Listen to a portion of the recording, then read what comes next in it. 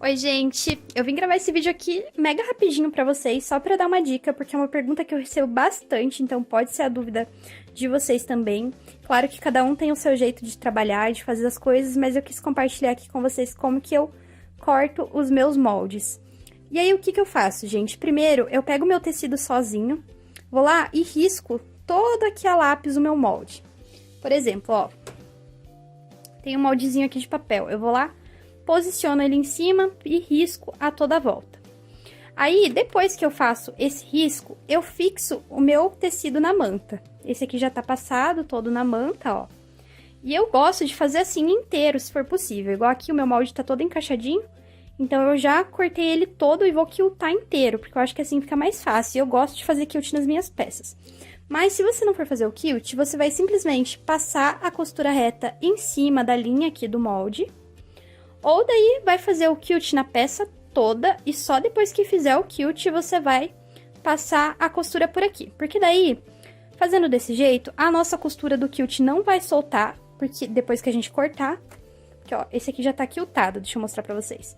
Tá vendo? Como eu passei essa outra costura em cima das costuras do meu quilt, não vai acontecer de soltar ponto aqui quando a gente for cortar o entorno da peça. E aí, eu corto depois que tá desse jeitinho. E daí, depois que eu cortar, eu vou lá e vou passar ferro. Prontinho, pessoal, eu cortei aqui todos os excessos e também passei a ferro a minha peça pra tirar todas as marcações e também pra assentar aqui o meu quilt. E aí, eu vou ter o resultado assim, ó, dos cortes da minha peça. E eu faço esse procedimento de ir lá, riscar primeiro, cortar maior, depois passar uma costura, sempre que eu vou usar um estruturador, que nem no caso dessa daqui eu tô usando a manta, mas se eu for fazer, por exemplo, uma lancheira, que é de PVC por fora com o Etaflon por dentro, eu faço o mesmo processo. Então, eu sempre faço desse jeito, porque eu acho que o corte fica mais certinho na hora que a gente vai encaixar a peça. E aí, o forro, ele vai ser... Você vai precisar ver do que a sua peça precisa. Por exemplo, essa minha peça aqui, ela é fechada com fole. Então, eu gosto de cortar assim, ó, o forro maior. Aqui tá o avesso dele. Porque depois eu vou posicionar essa parte aqui em cima e vou costurar a toda a volta para unir o forro com a parte exterior. Então, às vezes, quando eles estão cortados exatamente do mesmo tamanho, acaba dando alguma diferença e fica faltando por baixo, e daí depois o resultado fica feio. Então, eu sempre corto maior. E aqui no canal, é bem comum vocês verem em vídeo eu já avisando se eu cortei maior ou se eu cortei do tamanho do molde. Eu sempre comento no começo dos vídeos quando eu vou mostrar os materiais. E aí, você tem que ver a necessidade da peça. Por exemplo, essa parte aqui, cortei maior. Já essa daqui, que é a base aqui do meu canal do zíper, eu cortei do mesmo tamanho. Fui lá e cortei o molde igual. Porque esse aqui precisa ser igual, ele não precisa estar sobrando. Então, você vai precisar analisar a necessidade do seu molde. Igual dessa necessaire aqui, que é aquela necessaire do bebê que a gente já fez algumas vezes aqui no canal.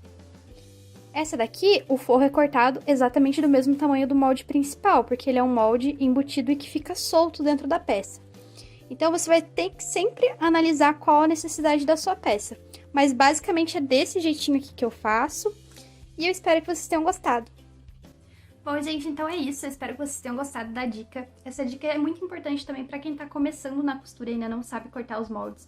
Porque às vezes a gente corta errado e aí na hora de montar a peça o negócio desanda de vez e não tem que salve. Então é bom a gente ter esse cuidado. Por mais que seja um processo um pouquinho mais demorado pro corte da peça, eu acho que vale muito a pena pelo resultado final, porque daí na hora que a gente senta pra costurar, ela fica ali perfeitinha e nada vai te estressar na hora que você estiver costurando. E se vocês gostaram desse tipo de vídeo rápido com dicas, deixa aqui nos comentários que tipo de dica vocês querem ver por aqui. Tchau e até a próxima!